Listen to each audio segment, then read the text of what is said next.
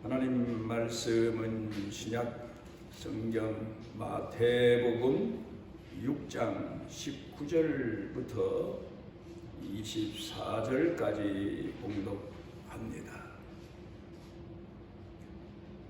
마태복음 6장 19절부터입니다.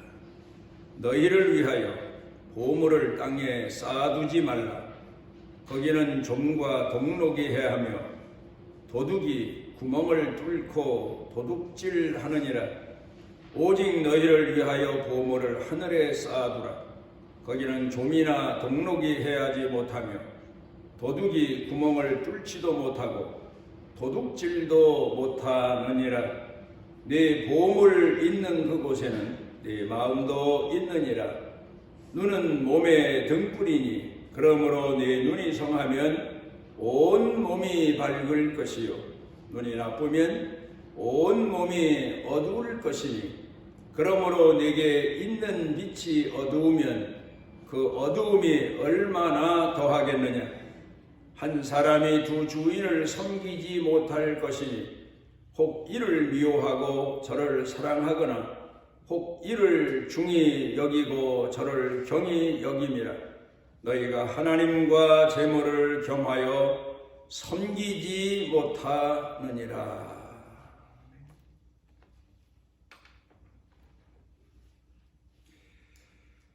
이 근간에는 겨울을 지나서 봄이 오는 과정의 날들을 우리가 살고 있는데, 날씨에 대한 여러 가지 우리 경험을 통해서 교훈을 생각해 봅니다.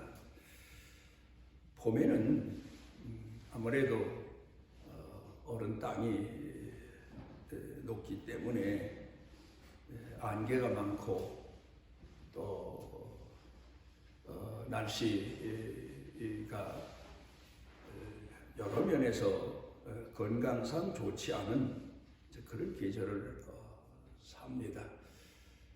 그래, 날씨 변화를 보면은 어떤 날은 안개가 자욱해서 가시거리가 너무 가까워 운전하는데 많은 지장을 받기도 하고, 또 어떤 날은 비가 와서 우리 활동에 지장을 받아 우산을 쓰고 다니기도 하고, 또 어떤 때에는 바람이 불어서 또 우리 생활에 불편을 주기도 하고, 또 겨울엔 뭐 눈도 오고, 이런 이 과정들을 겪으면서 1년을 지내보내는데, 특별히 농사철에 보면은 날씨의 변화가 참 많습니다.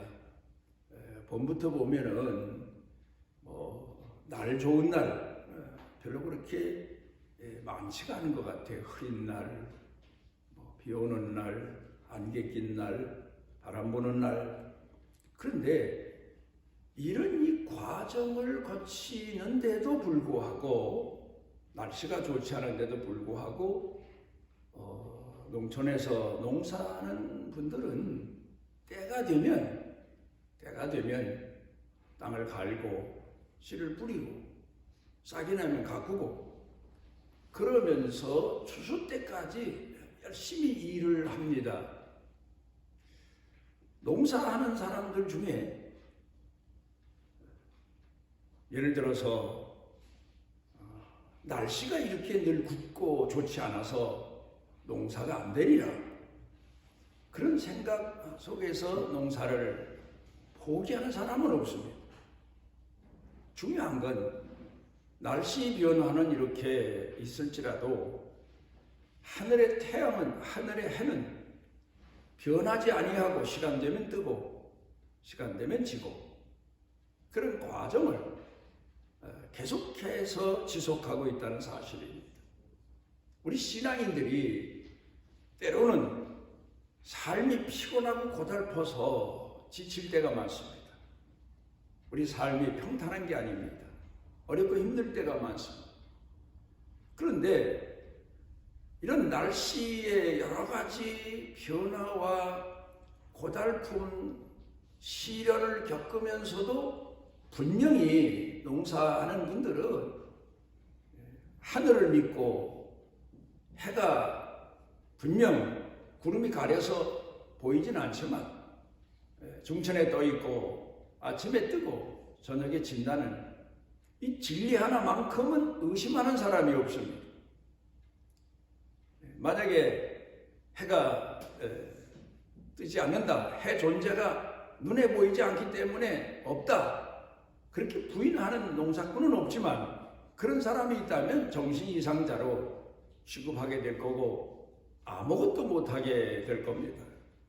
그런데 우리 신앙인들은 좀 삶이 고달프고 어떤 날은 비 오는 날 같고 바람 부는 날 같고 눈 오는 날 같고 안개 낀 날 같고 영 앞이 보이지 않는 그런 날을 살다가 하나님이 계시다는 사실을 잊어버릴 때가 많아요.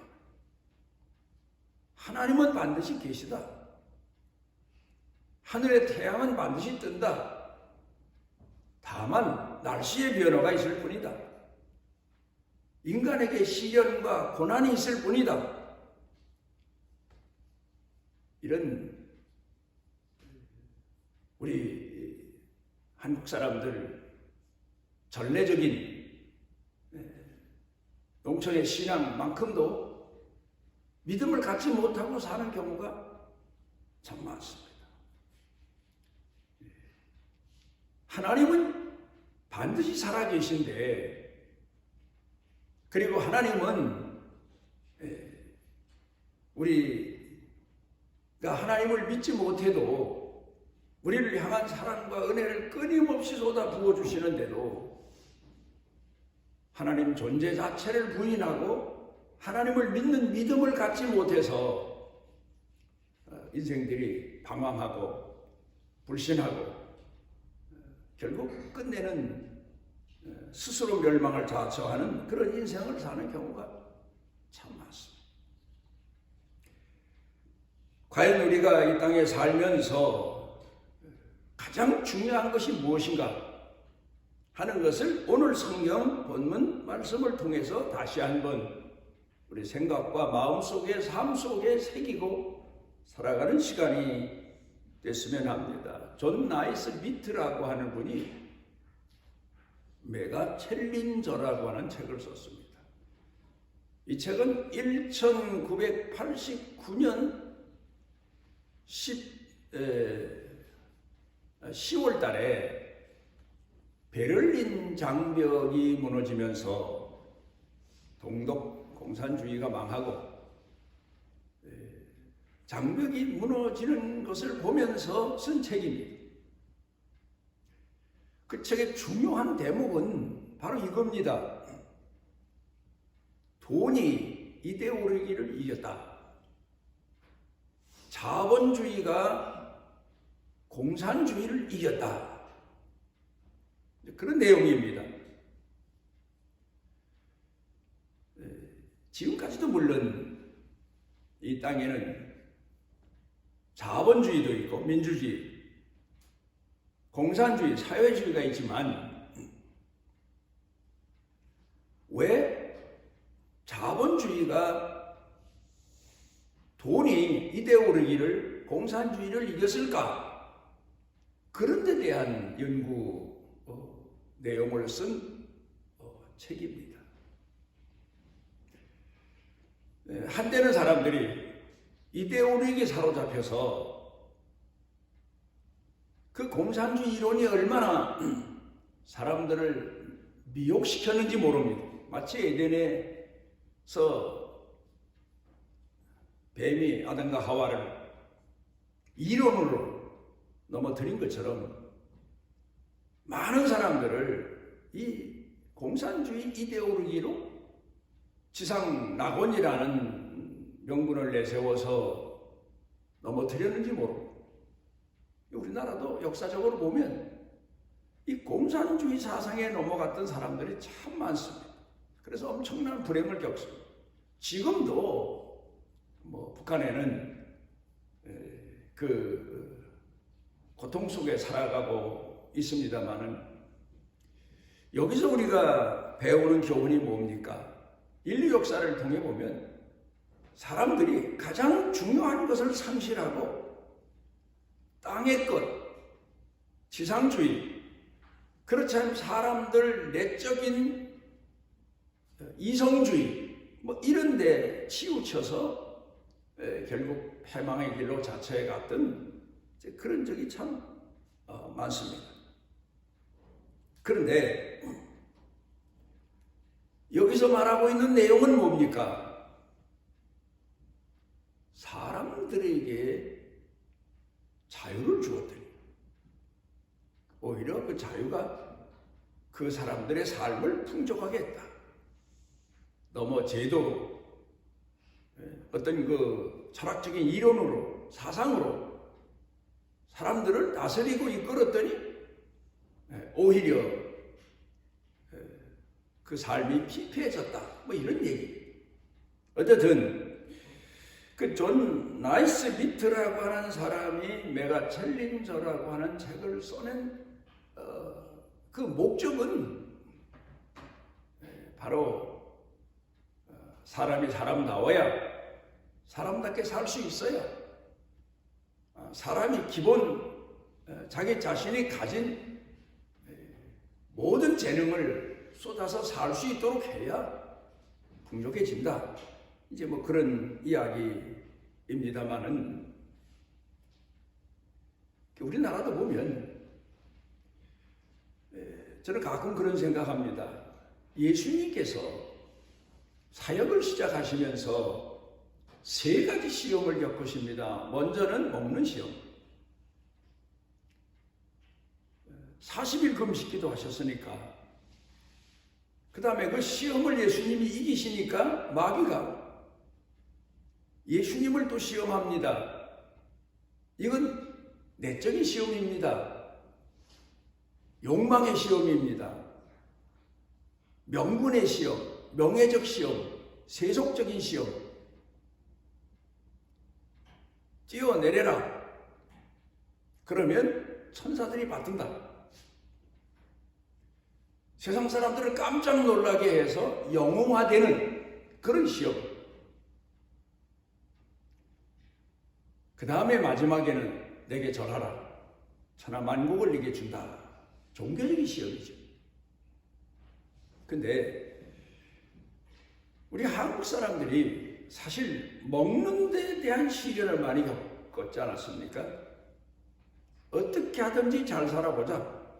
그게 60년대 우리 사회에 사는 사람들에게 주어진 과제고 사람들 생각과 마음을 사로잡았던 이론이죠. 그런데 이제 그렇게 노력해서 우리 한국 사회가 잘 살게 됐습니다. 그런데 문제는 또 하나 고비를 넘겨야 되는데 이 고비를 못 넘기고 있는 겁니다. 이걸 오늘 성경 본문에서 예수님께서 가르쳐 주시고 계십니다. 현대 학문 중에서 경영학이라는 말이 나온 지가 그렇게 오래되진 않았어요. 우리 어렸을 때에는 경영이라는 말은 있었지만 경영학이라는 말은 없었습니다. 그런데 그 학문을 학문화 만들어 놓은 분이 피터 드래커, 그래서 경영학의 아버지. 이분이 2005년 11월에 돌아갔는데 올해도 사셨어요. 거의 100세 가까이 사신 분인데 이분이 경영학에 대한 책을 40권을 썼습니다. 그런데 그 40여 권을 보면은 경영이 뭐냐? 사람들은 얼른 생각할 때 장사가 뭐냐? 이제 그런 얘기 같은데 그 내용을 쓴 내용을 보면은 핵심적인 얘기가 경영의 근본은 인간이다.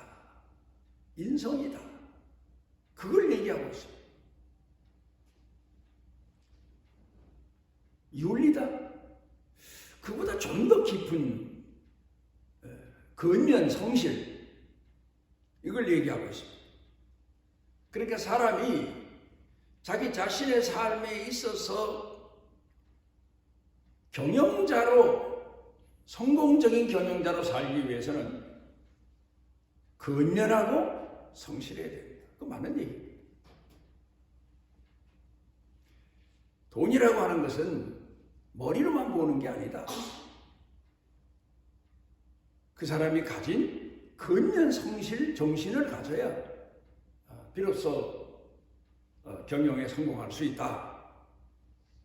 그런 얘기. 그런데 경영학에 있어서 말하고 있는 내용을 보게 되면 근면과 성실로 많은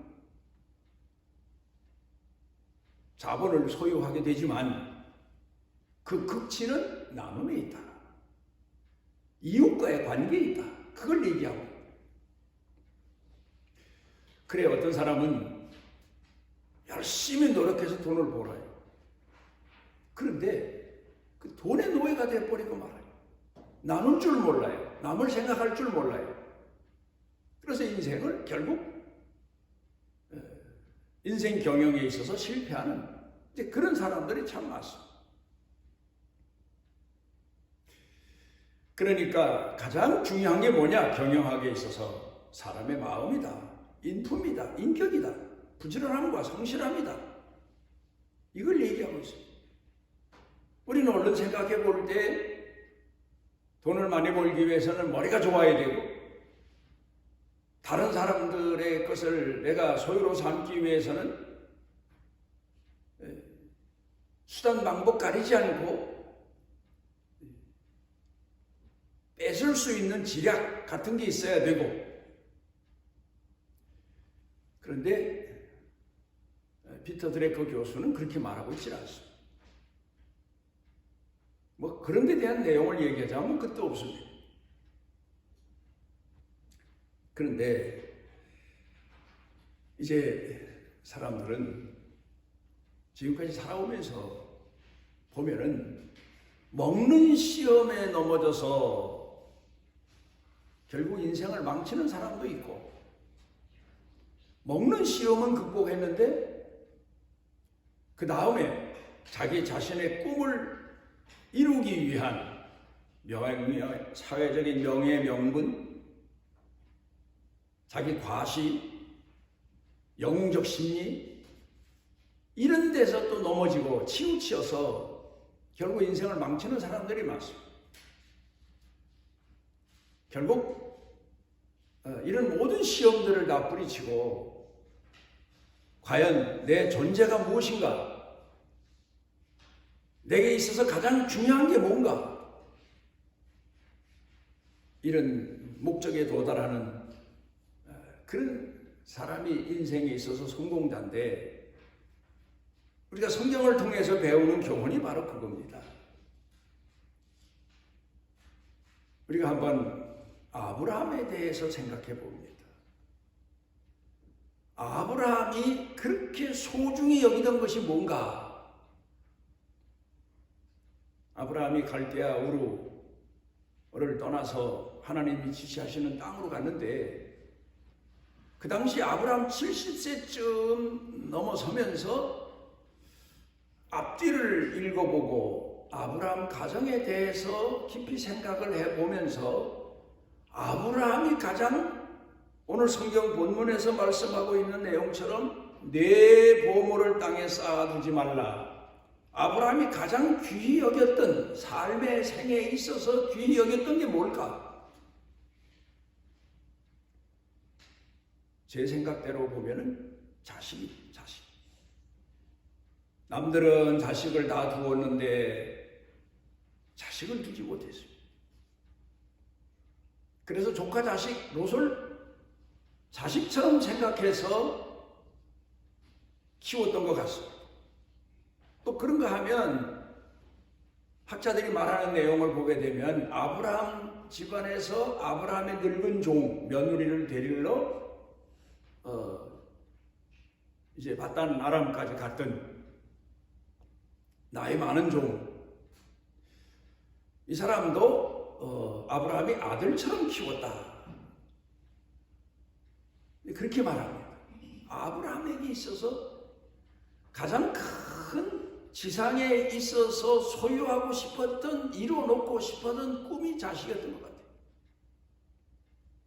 그래 결국은 그 꿈을 이루기 위해서 자기 아내의 몸종 하갈을 아내로 삼아 얻긴 얻어요. 그런데 얼마나 많은 시험을 그 일로 인해서 평탄했던 가정에 시련을 겪게 되는지 모릅니다. 그런데 하나님께서는 내 인간적인 방법에 의해서 얻는 자식이 내 자식이 아니라 내가 약속한 자식을 주마. 그리고 이삭을 주십니다. 아브라함이 얼마나 자식 사랑이 극진했는지 성경 읽어보면 이스마엘을 그 하갈과 함께 집에서 내보낼 때 아브라함이 얼마나 고통스러웠을까, 얼마나 마음이 아팠을까, 뭐 이런 것도 생각해 볼 수 있죠. 그런데 이삭을 얻습니다. 얼마나 귀히 여겼나. 그런데 하나님은 아브라함에게 주신 교훈이 바로 그겁니다. 내 보화는 내가 가장 귀히 여겨야 될 것은 내 자식이 아니다. 하나님이다. 그걸 가르쳐 주시기 위해서 내 자식은 내가 지시하는 땅에 가서 모리아산에 가서 제물로 바쳐라. 그래서 그 시험에서 결국은 아브라함이 하나님 앞에 인정을 받지 않습니까? 그 자식을 그렇게 극진히 사랑하던 아브라함이 아하, 내 삶의 보화는, 내 인생의 보화는, 모든 인간들의 보화는 하늘에 있구나. 하나님께 있구나. 하나님이 주관하시는구나. 그걸 깨닫습니다. 그 다음에 롯을 봅니다. 롯은 아마도 어렸을 때 너무 배고픈 서름을 많이 겪지 않았나. 아브라함 따라다니면서 타양살이 하다 보니까. 그래서 아마 그 꿈이 돈 많이 갖는 거였던 것 같아요. 그러다가 큰 돈을 갖게 되니까 돈이 전부인 것 같아요. 그래 결국 아브라함을 떠나고 신앙도 저버리게 되고 소돔 성애로 가지 않습니까? 더 많은 돈을 벌기 위해서. 근데 거기 가서 결국 모든 걸 잃고, 그리고는 이제 소돔 고모라 성 불탈 때 천사가 와서 그를 거기서 건져냅니다만, 거기서 하나님 내가 요 근간에 깨닫는 게 하나 또 있습니다. 그럼 롯의 아내 전부는 뭐였을까? 롯의 아내의 전부는 뭐였을까? 분명 불타는 소돔을 보고 도망가는 중인데 왜 뒤를 돌아봤을까? 제 나름대로 해석입니다. 아마도 불타는 소돔 성에 이제 배부르고 나니까, 사람들이 배부르고 나서 겪는 시험, 마치 옛날에 송아지가 좀 자라면 주인이 마음대로 다루기 위해서 코를 뚫고 콧뚜레를 거는 것처럼 이 세상의 어두운 세력은 사람들을 그 세상 것에 붙들어 매놓으려고 합니다. 아마도 향락이 아니었을까. 롯의 아내의 꿈은, 보화는, 전부는 세상의 향락이 아니었을까. 그래서 뒤를 돌아보지 않았을까. 미련이 남아서 결국 소금 기둥이 되어버리고 맙니다. 뭐 그런 얘기하자면 끝도 없습니다. 이제 오늘 성경 본문 말씀으로 돌아가서 봅니다. 예수님께서 많은 사람들을 모아 놓으신 자리에서 너희가 지금 이 세상에서 제일 보화로 여기는 게 뭐냐? 먹는 거냐? 입는 거냐? 누리고 사는 집이냐? 세상에서 얻는 명예냐? 명분이냐? 권력이냐? 아니다. 너희에게 있어서 가장 귀한 것은 하늘에 있다, 그 말씀입니다. 하늘에 쌓아둬라. 땅에 쌓지 말고. 그 말씀을 이단들이 악용해서 전 재산을 다 이단에게 가져오게 하고 지상 왕국을 이루고 그런 피해가 많지 않습니까? 그런데 그 본 의도는, 예수님께서 말씀하신 의도는 내 보물은 땅에 있는 게 아니다. 자식도 아니다. 권력도 아니다. 재산도 아니다. 오직 하늘에 있다. 이스라엘 백성들이 광야에서 만나를 먹은 것은 땅의 양식이 아니에요. 하늘에서 내려주신 만나예요. 그 의미를 예수님이 해석해 주십니다. 하나님을 공경하는 신앙인들은 하늘 양식으로 살아야 된다. 그러니까 우리에게 있어서 하루 세 끼 밥 먹는 것보다 더 귀한 양식은 하나님 말씀이다. 성령님의 능력이다. 하늘에서 주는 은혜다. 그걸 가르쳐 말씀하고 있습니다. 디모데 후서 3장 1절에 보면 돈을 사랑함이 일만하게 뿐이다. 그 의미는 돈도 벌지 말아라. 돈은 악의 종자다. 그런 말씀 아니에요. 돈을 사랑함이라고 했어요. 사랑함. 돈을 우상처럼 여기고 난 돈 없으면 인생이 끝이다.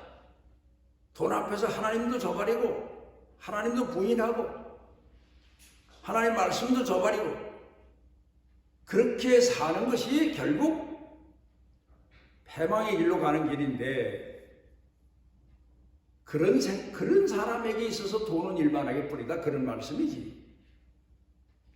돈을 선하게 사용하는 것은 손의 도구가 되는 거죠. 근데 보면 거기서 말씀하고 있는 내용을 보면 자식이 얼마나 귀합니까? 하나님이 주신 기업이에요. 그런데 자식을 우상화하고 자식을 하나님보다도 더 귀히 여기고, 그래서 결국 자식 때문에 영혼이 망하는 사람 많습니다.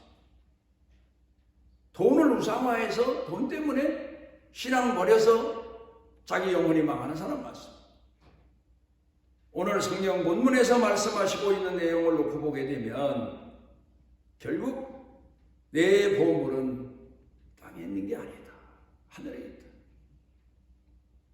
땅에 시련이 있고 고달픔이 있고 어려움이 있고 역경이 있을지라도 하나님을 믿고 그리고 하나님 말씀대로 순종하며 살아. 그런 의미에서 오늘 성경 본문에서 가르쳐 주시고 계십니다. 그래서 우리 예수 믿는 사람들은 늘 열심히 살아요. 물론 근면하고 성실하게 살아요. 또 우리가 어느 정도 소유하면 가족과 나누고 이웃과 나누고 모르는 사람과도 나누는 그런 사명을 다합니다만, 그런데 우리에게 있어서 그것들보다 더 소중한 것은 하나님 말씀이다. 성령의 능력이다. 하늘에서 주시는 양식이다. 하나님이다.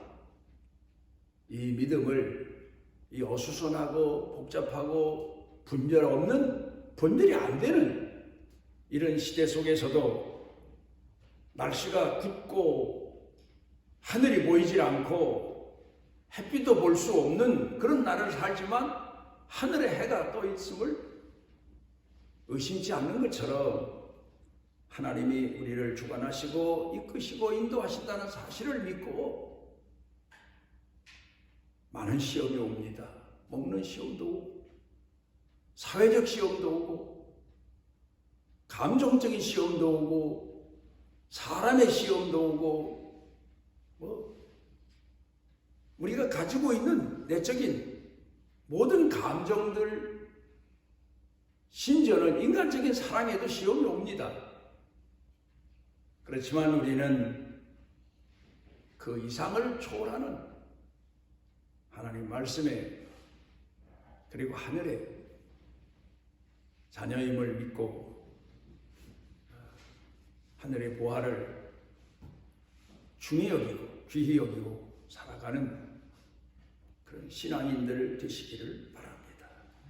우리를 사랑해 주셔서 주 앞에 모으신 아버지 하나님, 기도하옵는 것은 우리가 눈으로 보는 것, 귀로 듣는 것, 또 땅에 살면서 느끼는 것, 경험하는 것을 통해서 우리의 주가 되지 못하는 것을 주로 착각하고 따르고 섬기고 그래서 하나님 말씀을 떠나고 죄를 범할 때가 많습니다. 기도하옵는 것은 우리의 주인은 하늘에 계시고 우리의 상급도 하늘에 있고 오늘 우리가 살아가는 삶의 양식도 하나님이 주시는 말씀과 성령에 있는 줄 알고 하나님께 날마다 때마다 끊임없이 찾고 구하고 두드리고 하나님과 동행하는 축복의 인생을 살아가게 해 주옵소서. 예수님 이름으로 기도드리옵나이다. 아멘. 이스라엘의 하나님 여호와께서 그 날개 아래 보호를 받으러 온 내게 온전한 상 주시기를 원하노라.